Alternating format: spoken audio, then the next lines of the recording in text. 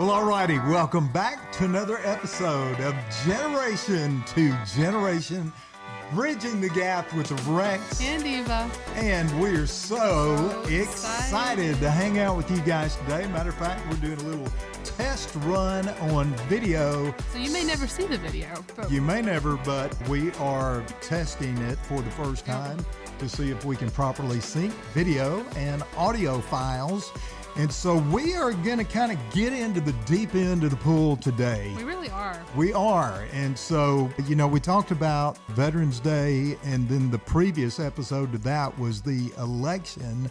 And we decided to talk about problems in the world. We did. We decided, hey, let's come on down to the deep end, because just kind of to remind people about our podcast, and you and I, we're not looking to grow our audience, so to speak. We're not looking for massive following, but we're looking for, I've always said 100 families. We're looking for 100 families that are having trouble communicating between their teenagers and mom and dad. I mean, more would be great, but our goal is 100. Yeah, more would be fine, but we're not, again, the whole purpose is not to build audience. It's not to build a following. It's to build a connection. It's to build a connection and a ministry with people that need help. Because let's face it, being a teenager is difficult. It is. Being a mom and dad is difficult, especially in this culture. I'm just a difficult child too, so. No, you're not a difficult child. I admit to it, so. You're an amazing child. Just because I'm amazing doesn't mean I can't have difficult moments. Well, I didn't say that you didn't have difficult moments. You do have difficult moments. I do. And so do we. All of us do. And that's what makes us a family. And so, we got into a little bit of the deep end with the election. And matter of fact, we could probably come back and do part 2 of that one, just talking about, hey, here's the deal with the election.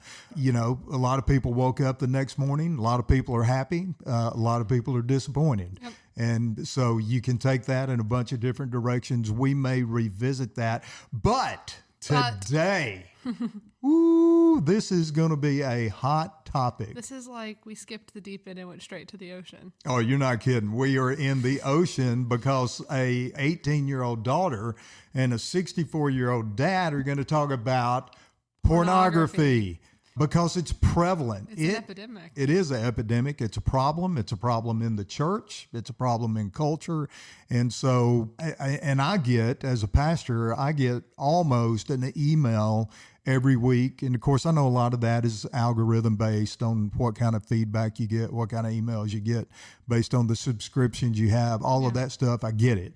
But almost weekly from one of the subscriptions that I'm involved in, we will get an update on this pornography pandemic.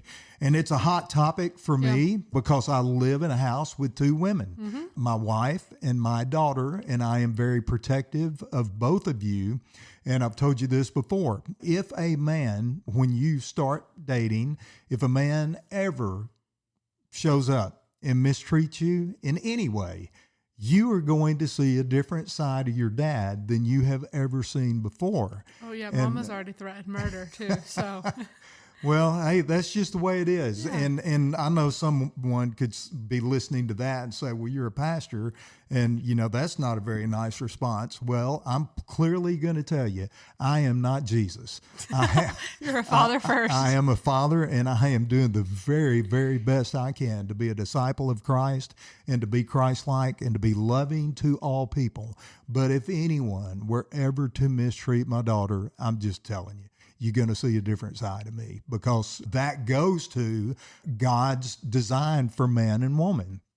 I believe if you read this in your wedding speeches. Yeah. I remind people, hey, God instituted marriage. He created sex. He knows all about it. And that's part of our discussion today. The challenge with the church is that for too many years and for too long, we've not wanted to talk about it because it's a difficult subject.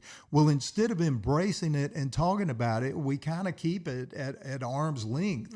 And then, well, here's the deal. Culture is going to tell us plenty. Yeah. And who do you want to be educated by on this topic? And again, it's something that God created. Intimacy, sex between a man and a woman within the context of marriage. God knows all about it. It's good. It's holy. Yes, it's pleasurable, but it's got to be done in the right context. And culture has just blown that totally out. Culture will tell you it's natural. Well, it is, but they're not going around about it correctly. There we go. Going about it correctly in order to maintain the purity of it. And then it just becomes a sinful act. Yeah, and I love what you just said. When you do it God's way, there is a purity involved in it. There's a sexual integrity involved in it. When you do it culture's way, let's call it what it is. It's going to be perverted. Yep. And my dad taught me that years ago. We have an enemy. His name is Satan, the devil. And it's like, oh my goodness, did he just say Satan? Yes, he did. We have an enemy of our soul, and he's intent on our destruction. And he has a perversion. Here's a great spiritual tip. Satan has a perversion for everything that God has. That's what he's done from the beginning. He lies, he perverts, and he takes good things, which we're talking about, sex within the context of marriage. He takes it and he twists it and he perverts it and he lies. Well, no. So there was somebody I met one time, and she was part of the Church of Satan.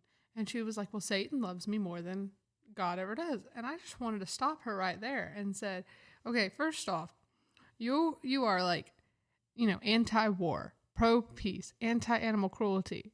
Satan is all of those things. He is for war. He is pro-cruelty. He is pro all of these things. How can he ever love you when he is a creature full of hate and everything you stand for and believe in? You joined a church that claims to be part of like activism and all of these things, but all they're doing is hurting God's creation and going against it. And I was like, he doesn't have the capacity for that. And it just was mind-boggling to me how much she like talked about how much like love and peace is in it. And I was like, that is literally the exact opposite of what he is. It is the exact opposite. And so that's a great point. God is a God of love, and Satan is a little g, God of destruction, hate, and everything evil. So this issue of pornography, we already know that somebody's going to create a narrative, and it can either be the church. And that matter of fact, in preparing for this episode, I know that you looked at a lot of statistics. I looked at a lot of statistics. One of the stats that I saw was that of all the people that admit to having this problem with pornography, 85% say that they are in it alone and no one knows that they are involved in it and no one is trying to help them overcome it. 85%. And so here's a few other stats I'll just throw out. And most of these come from all of them, not most of them. I use Barna, which is a Christian research agency. They're very well known. I go to them for most of the stats that I study and review. Check this out. 61% of U.S. adults currently admit to using some type of pornography. And let's define pornornography, because there's even been that discussion before. I have a different definition for it based off of what I want to talk about. Okay, you're going to bring that into it, but let me give a general basis for what we're going to use as the definition for pornography in this episode. Yes, Yard Guy is here. The dog is here. That's what makes our episodes so interesting. Go away, Dakota. All right. Here's the definition. Her episode appearance. She did make her episode appearance. Here's the definition. Any image or video of a sexual act and anything that can be used to cause sexual arousal. That's pornography for the purposes of our discussion. So here's some of the stats that I pulled off of the Barna website. 61% again of U.S. adults admit to using some type of pornography. Here was an eye-opener. We tend to think, especially those of us that are older, that this is a male-only problem. It is not. It's increasingly becoming male and female. Which I'm talking about. And yep, you are. In 2015, 39% of women in the U.S. admitted to using some type of pornography. Well, just in the last 9 years, that has bumped up, and now the percentage is 44%. Yeah. Think about that. 44% of women, 61% of adults. Let's look at it in the church, which those stats Well, are I want to bad. add a statistic there Okay, really go quickly. ahead. From multiple sources, so Okay. I can't name one specific one, but multiple sources said that 5 to 8% of the entire world is addicted to it, which is a big amount. But then going on, we're talking about men and women. You said adults. Well, 90% of children have been exposed to it at some point in their life. I mean, I was, but like nonetheless, it's such an issue, and it's almost like when they get exposed to it in the school bus, right? That's something I know so many kids get exposed to it is on the school buses home, right? That sticks with them. And then it becomes an addiction as they get older. It becomes an issue as they get older because they're exposed and not protected from it so young. Yeah, and let me apologize to you right now. We don't do a lot of preparation for these episodes because we want them to be real. Yeah. We don't want them to come across as scripted. We basically have about a 5-minute pre-meeting, and you will ask me, hey, what are your main points? I'll ask you. And so one of the things in our pre-meeting that I told you is that my dad, as awesome and amazing as he was, he did not, and well, you got to go back to the 80s, 78, when I went to college. Those adults, those parents did, and again, that was the World War II generation. They didn't know how to prepare us. Number one, that was a very closed off generation in terms of sharing their feelings. They just didn't do it. And so hard topics like this, they certainly didn't talk about it. Well, my dad had gotten a seminary degree in the summer as an adult, but he never went to college as an undergraduate. I was the first in my family. So Dad didn't know how to prepare me. He had no idea what was waiting for me on a college campus. And I told you, that's just the facts. However, I can't blame him for my poor decisions that I made when I stepped on a college campus and all of a sudden there were beer kegs, there were fraternity parties, there were girls that were willing to do things before they were married. And that was a shock to me. That was a total culture shock to me.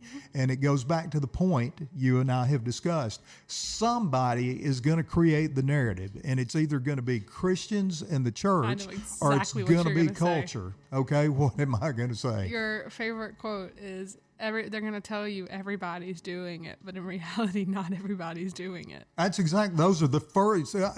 You listen to me, girl. I do. Okay. I've heard that a lot because you're doing a better job preparing it for me because of what you've learned. I have tried to tell you that. When I was faced with this sexual culture at college that I walked into, the first and second lie the devil told me, number one, everybody's doing it. Look around. Everybody's doing it. Well, that's not true. Everybody's not doing it. But he's going to tell you that. And then number two, he's going to tell you, and furthermore, not only is everybody doing it, it's not hurting anyone. Well, you look around, you don't see anybody getting physically hurt, but I'm telling you right now from personal experience as a fraternity boy, I grieve when I think about some of the young ladies that I went to college with, and I wonder what wounds did they carry with them the rest of their life because they engaged in married things before they were married,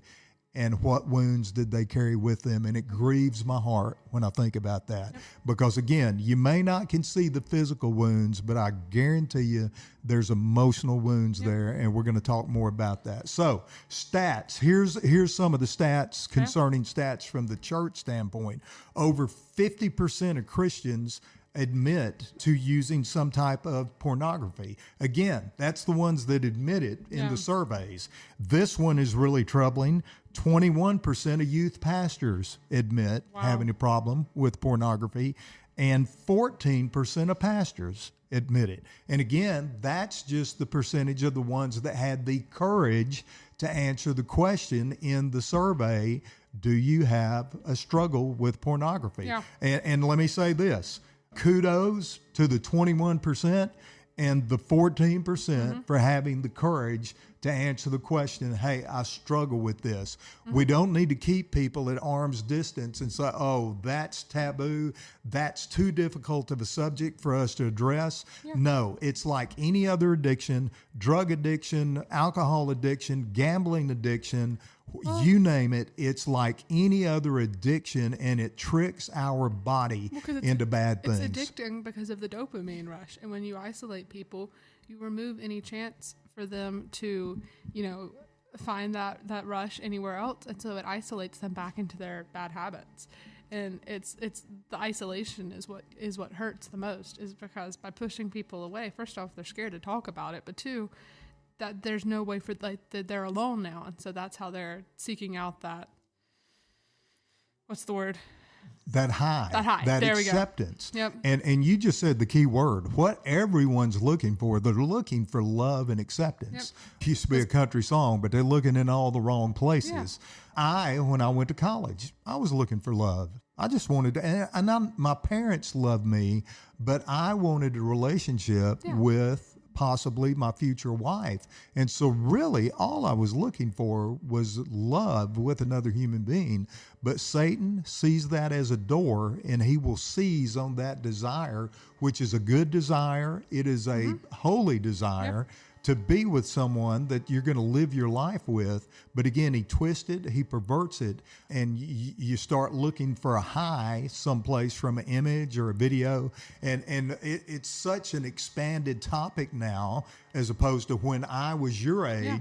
We're talking about printed images when I was your age. We are so far beyond that with what's called cyber sex now. Well, yeah, but it's all over the TVs. It's all in the books, which is the whole thing I wanted to talk about. All right. Because you want to transition to that? Well, I want to say, bridge it, because I had another way I was going to bridge it. But I had said I got exposed to it as a second grader, right? Okay. And after that, y'all did a really good job of preparing me for it. But like I said, that temptation sticks with you. Well, my temptation, it's not video. No, it's the books, because I'm an avid reader. So I have to watch myself with every book. People can be raving about a book and all of these things. And then I have to go, wait, let me check, make sure there's no sex in it, because I don't want to fall into that addiction of not being able to read a book without it, or all of these things. The majority of books sold in the world are romance books. And the issue is a lot of the books being promoted on social media and by people are books full of smut. And it's just so hard to stay away from, because it used to be just in the new adult category, which I avoid like the plague. New adult means, 18 to 22 year olds. But now it's made it into the teens books. And that's the problem, because they want to tell you it's natural, that it's just the thing. But it's so hard, because you pick up this book and you're like, oh my gosh, like the cover's so cute, the description's cute, all of these things, because they're no longer these like half-dressed men on the covers. It's super cute books that you're like, oh my gosh, this is going to be the cutest book I've ever read.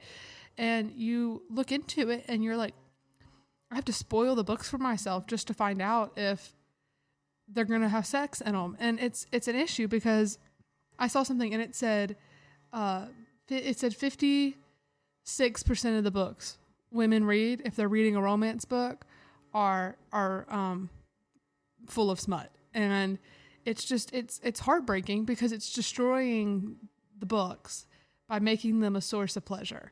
And that kind of pleasure. Yeah. And it's sad, because some of the kids I babysit, as they get older, they come home and they're like telling me about these books they're reading. And I'm like, I wouldn't even read these books, but they're being marketed to them. And so they read them. Well, the parents don't know what's happening, because they look at the cover and they're like, oh my gosh, it's a cute little, rom-com or whatever, like what we used to watch on the TV in the 90s. But now the rom-coms are just as full of sex as the half-dressed men books. And it's sad.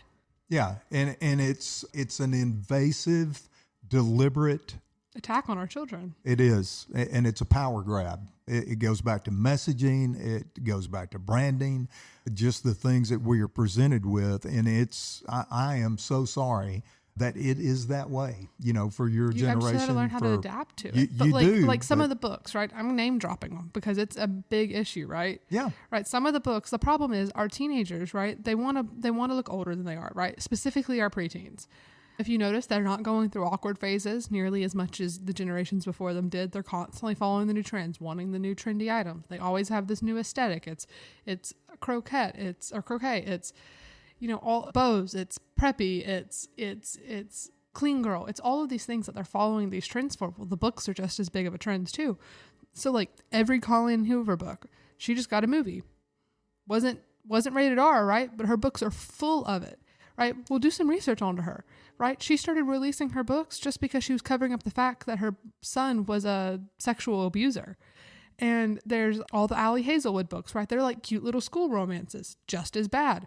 The A Court of Thorns and Roses, the biggest fantasy book series in our generation.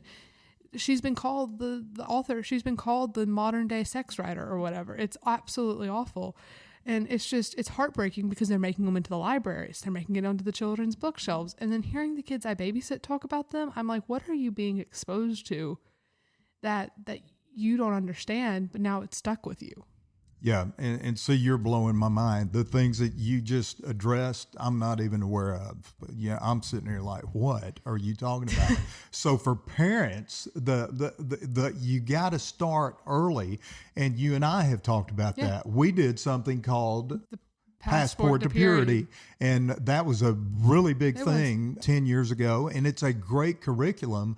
But in your opinion, as awesome as the information was and the way that we even presented it to you as parents, you think in hindsight, we were a little bit late with that. Well, because I got exposed to it so early, y'all started the talks a lot earlier just to prepare me for it so that I understood what I had seen was wrong, things like that, because I got exposed to it at a summer camp. Mm-hmm. And it was just like, by the time we finally got around to doing the thing the pediatrician recommended, I was already so far into puberty that it just wasn't accurate anymore. But we had already been talking about it for I was 8. So like 5 years by then. Right. And so it was just like, I hope our parents caught that. We were talking about it at 8, if not before. Yeah. Well, it was always like, it was always like, there was like the modesty talks, but it was like, nobody talks about it, right? The schools didn't talk about it. Like none of my teachers prepared us. And then that shouldn't be their responsibility, but they shouldn't also completely avoid the topic, I feel, because some of these kids may not receive it, especially in Christian schools, private Christian schools. Like it was something that is happening to our children, right? But nobody's changing the way they approach it. And so they keep getting exposed younger. They have longer times between when they don't understand it to when they understand it, to think about it, and it's becoming an issue or younger and younger because we're not changing our approach to stopping it, because our churches don't talk about it. Our for instance, right, libraries in Alabama, parents rallied for them to remove what they called, sex-filled books. Almost every single one of the books on that list had nothing to do with actual sex. It just had to do with LGBTQ, but that's how they marketed it to gain traction. And so yes, tons of books have been removed from our libraries, especially like here in our local school system. But nonetheless, we're not changing our approach to it. Book bans are nothing new, but with technology, everything's accessible. So how are we changing our approach to it? Why is our church not talking about it? Why is our government not talking about this issue? Why are we just letting it go under the radar but continue to be a prevalent issue? Right. And so, and to your point, parents cannot disengage from this and just assume that somebody's going to talk about it, somebody's going to cover it, because that your kids aren't like that. In general, people are not talking about it. And it's our responsibility as parents to have that conversation. And again, sooner than later. Yeah. Let me transition maybe, because I almost went down this road a few minutes ago, and you've heard the way that I do weddings and the way that I do premarital counseling, but I always bring people back to God's design for man and woman. Since you mentioned LGBTQ, that's part of this discussion too, but there is an identity crisis that is involved in this topic of pornography. Hey, when you don't know who you are and you're seeking love and affirmation, well, then you will let almost anything speak to you. And that's where this is derived from, because again, in the overall context, sometimes we don't fully understand who we are as men and women and how God designed us. And so I want to say this to you. And I got this out of a book. Matter of fact, let me go ahead and tell people what the book was. Clean. The name of the book is Clean, A Proven Plan for Men Committed to Sexual Integrity. Now, I was introduced to that book probably 8 years ago with a group of guys that wanted to develop a small group to help men overcome the pornography addiction. And I said, okay, well, what would that small group look like? And so we spent 6 weeks sitting around a conference table talking about different curriculum ideas, how the best way to approach it. But the book that one of the guys brought, and he said, I would like for you to read this as a pastor, just so you understand some of the struggles that I went through as a man that was addicted to pornography. I said, great. So I read the book, and I highly recommend it to any man that is struggling with this pornography issue. But in the book, I took this phrase away. Based on the way that God designed us, men, we're either going to be protectors or we're going to be predators. Let me say that again. Men, we are either going to be protectors or we're going to be predators. And you got to decide, every one of us, which one are we going to be? And I've decided a long time ago, and I've told you this over and over, I am going to protect my family. God put Adam in charge of the garden. That means Adam was there to protect everything in that garden, including the woman that God made for him and brought to him.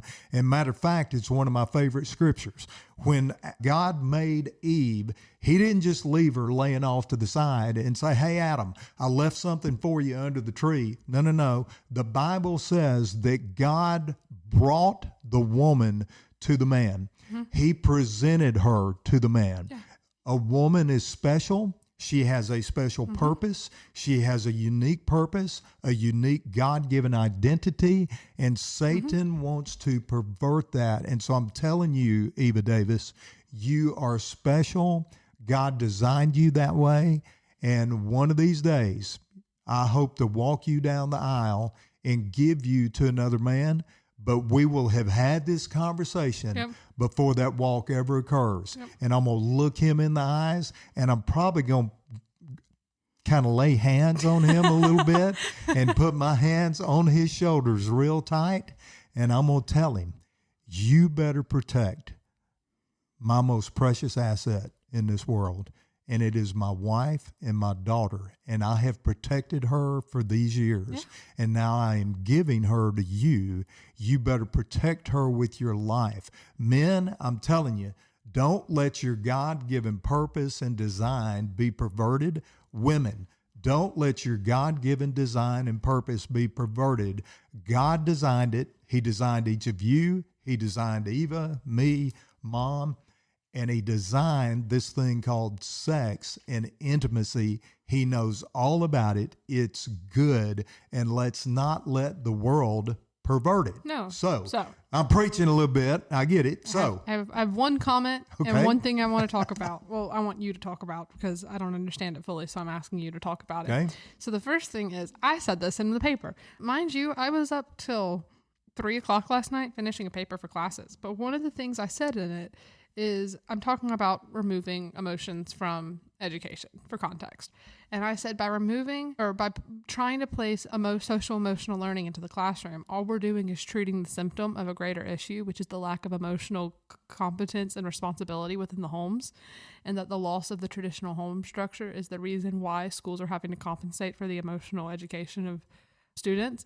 And so I want to say this whole identity crisis that we're having is a symptom of a greater pornography crisis that we're not treating. We're treating the symptom, but we're not treating the root. And if you take the root out, you're going to get the symptoms with it. And so I talked about that, but talking about you saying that right there, it just reminded me that this whole identity crisis is just a symptom of a greater sexual crisis that we're having. Oh, yeah. And you just reminded me of something. There's a website that I went to this morning, and I spent quite a bit of time on it. I wasn't aware of it, even though I've read the book Clean. I've read the book Wired for Intimacy, which is a 2009 book by William Struthers. I recommend that one. Well, there's another one that I ran across this morning, and it's a book written in 2014. It's called Your Brain on Porn but there's also a website that goes with it. And it is phenomenal. I spent about an hour and a half going through that website. And again, I have not read the book, but here was the interesting thing. The creator of the website, who is now deceased and the author of the book, he was a self-professed atheist. He was not a believer. But here's what he said. Pornography in and of itself is not a moral issue. Okay, well, I disagree with that. Yeah. I think it is a moral issue. I think it's a compromise of moral. But here's what he did say, that pornography leads to sexual trafficking, and that is a moral issue. The trafficking of humans, primarily women, and some men are trafficked. That's why they call it human trafficking. Young children are trafficked. That is, I'm going to call that what it is, whether people have heard this term or not. It's diabolical and it's demonic. Yeah, that's 100%. what that human trafficking, everything involved in it. That's what it is. But I was shocked. I don't want to say shocked. I shouldn't Blown be away. shocked. Yeah, I shouldn't be shocked about anything I Surprised. see in culture. Yeah, surprised that on the website they drew this corollary between pornography and human trafficking, and they said that pornography again is not a moral issue. We don't care what you do. You just need to recognize that it can be an addiction and get it under control. But if you don't get it under control, it leads to something that is immoral, human trafficking. And I'm like, I'm gonna pause you that, there before you keep going into it. But that's yeah. like talking about it being a moral issue. But that's saying like eating food is not a moral issue, but gluttony is. And spending money on necessities is not a moral issue, but materialism is, and things. And so it's grossly underestimating the actual depravity of it. And so it is a moral issue because it is an act of sin. Spending your money on something and eating food because you have to survive is not a moral issue, but pornography in itself is, because it's a depravity of God, essentially. It is. And to counter their point that it's not. That's what I was doing. I was countering it. Sorry. Yeah, you were countering it, but to counter it again, I would say this, and I was taught this by a very good friend, because I just wasn't aware of all this 10 years ago. Yeah. And we sat down and had a conversation. Matter of fact, he mentioned the term human trafficking, and I just looked at him. I said, "What are you talking about?" He said, "Have you never heard of human trafficking?" I'm like, "Bro, I got no idea." Yeah. And so he explained it from start to finish, but he said pornography and the clickbait that is on all of our phones, it's like a ladder that you're climbing. And the clickbait is just the first step on the ladder. But what that feeds is this continual desire to have more and to engage in more. Hey, give me another image. Hey, now give me a video. Now maybe give me a little phone sex and a little interaction and whatever all that looks like. And then before you know it, because of that appetite, and it grows and it grows and it grows because it's unhealthy and it is perverted, it leads to this diabolical issue of human trafficking. So I don't see how you can separate the two. Regardless, I recommend the website because it is very statistical and analytical in its approach and how it presents this problem. And it clearly tells you. I love some of the things I have read just in preparing for the episode. Look at this. Exposure to pornography results in reduced self-esteem and body image satisfaction, increased sense of vulnerability to violence, and an increased sense of defenselessness in women and in men in reward for displays of hypermasculinity and trivializing or excusing violence against women. These effects are seen not only in men's perceptions of women, but also in women's own perception of themselves. And that's back to the protector or predator. Hey, men, you got a choice. Are you going to be a protector of these precious women, or are we going to be predators? Yeah. And that talks to that in detail. Violence. I told you this. I ran across the term rough sex in a online article about 3 months ago. Did I not tell you? Maybe I told your mother. Okay. I was stunned. And let me say I was shocked on that one, because I'm like, rough sex. I'm like, what is that? What is it? Well, we're not going to talk about that on this episode, but I will tell you this. Sex, as God designed it, it is holy. It's a good thing. It is intimate, and it is tender. And so you talk about an oxymoron. You know what an oxymoron is, right? Well, the term Those two words don't even sound rough like they go sex, they don't even go together, but it's been normalized, it's been trivialized, and younger boys that have not been taught by their fathers. One of the things that really got my attention in the article, they asked a young man, well, what do you think women want in sex? And he described the rough sex, and he said, oh, that's what, and the interviewer said, so you think that's what they want? He said, oh, I'm positive that's what they want. Women want that. Well, based on what? Based on what you've been fed with a lie out of this cultural narrative and perversion. And I'm telling you, it's just... the media doesn't portray it as a good thing. It portrays it... I mean, I don't know. Like, it doesn't portray it as an intimate and tender moment. No, like, they don't. Tender. And I want you to remember that. Tender, when I think about sex, it is a tender moment between a husband and wife. It is intimate, and anything on a movie or an image or a video, wherever we're getting it from, anything that portrays it as aggressive, as rough, choking is one of the things. Yeah, your eyebrows ought to raise up. Depravity is what I tell you. That's exactly what it is. Say that word again. Depravity. Depravity in the utmost sense. And so the fact that there are young men out there that think that that's even in the realm of appropriateness, I'm about to lose my mind on this podcast, Eva. But I love it that your eyebrows raised up, because mine did. When I saw it, I didn't know that, I'm just being honest, I didn't know it's a thing. And when I read the article, I'm like, you have got to be kidding me. I'm going to give you another one. I just read this past week, again, sidebar article.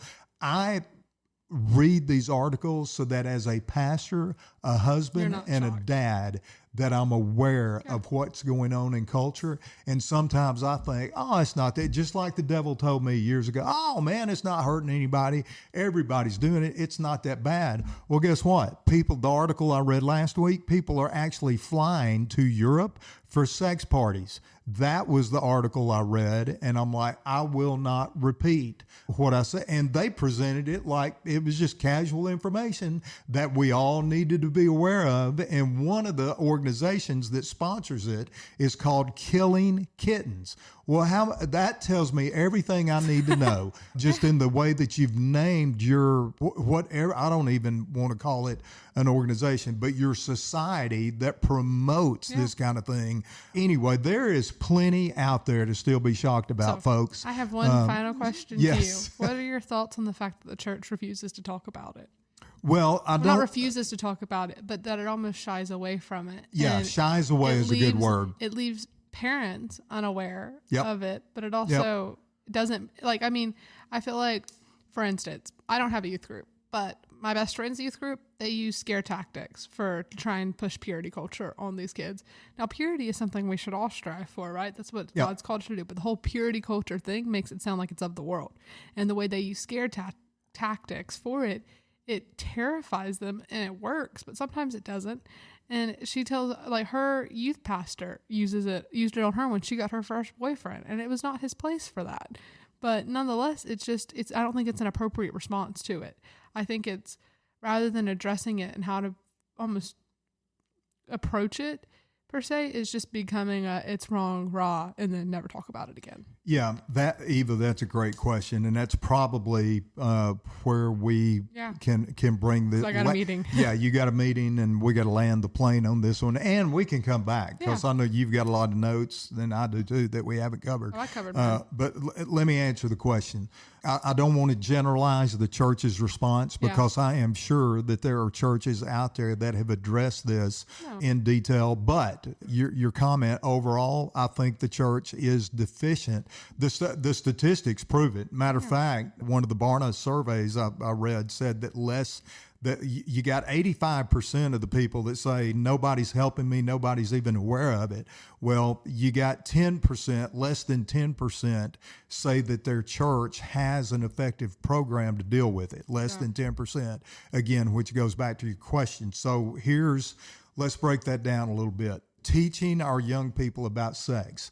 telling them to abstain without giving them vision behind the why they should abstain, that's a recipe for disaster. Nobody, and that's indicative of church in the 70s. We were mean church, and we just told people, don't do this, don't. And if you do, you're going to hell. And if you do, you're going to hell. Well, I know that. Can you help me not go to hell? Yeah. And furthermore, can you help me understand why you're so adamant against this thing or that thing? So let's do that with this topic of sex. Instead of saying you just can't do it and it shouldn't be done before you're married, I love the way our senior pastor has always said it. He has always asked young couples, hey, let's not do married things before we're married. Yeah. That's about as gracious and direct a way that I have ever heard it put. And I honor him for that. Now, it's incumbent on the parent to follow that statement up, though, with their kids, and youth leaders have to be comfortable with having this conversation, as you and Mom and I have, very open about this, because just to tell you, Eva, don't do this before you're married, that's not good enough. Yeah. You have to follow it up with a open discussion. And here's the way I describe that. I'm going to get kind of direct here. Go for it. Your genitals are attached to your emotions. You have a mind, you have a will, and you have emotions, okay? And your genital, a lot of people don't realize this because they haven't been taught this. Your genitals are attached to your emotions. And that's why it is a holy, good thing that God has designed to be enjoyed between a husband and a wife in a very intimate, very tender moment. When you have a young teenage girl that gives herself to a boy that she's dating, and that boy talks her into having sex, that boy takes something from her that she can't get back. Yeah. And then a year down the road, when they break up and people are wondering, why won't that girl leave that boy alone?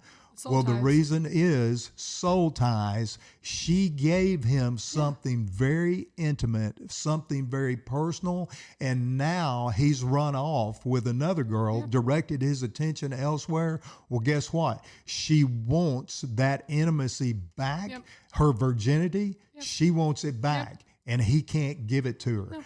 That's why premarital sex is a disaster. And I know that there are people that disagree with that. Culture will say, hey, it doesn't matter. God, they even use God. God put that desire in us. He put that desire. For married couples. For married couples. And so I will use. A marriage document, like marriage is not just a certificate. It's not just a certificate. It's a covenant between you and your partner and God. Come on, girl. Come on. Yeah. And again, you're looking at a dad.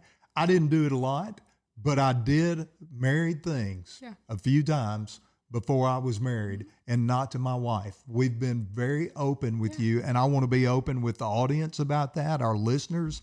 As a pastor, hey, as a young man, I messed that up. I was 20 years old when I did a married thing with somebody that wasn't my wife for the first time.